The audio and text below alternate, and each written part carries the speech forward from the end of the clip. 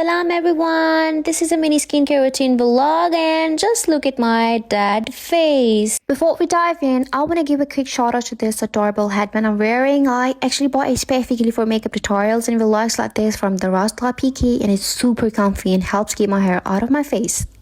Okay, now on to the good stuff. This morning I started my day with this brightening face wash by glowpopx, and it helps even out my skin tone and get rid of any impurities.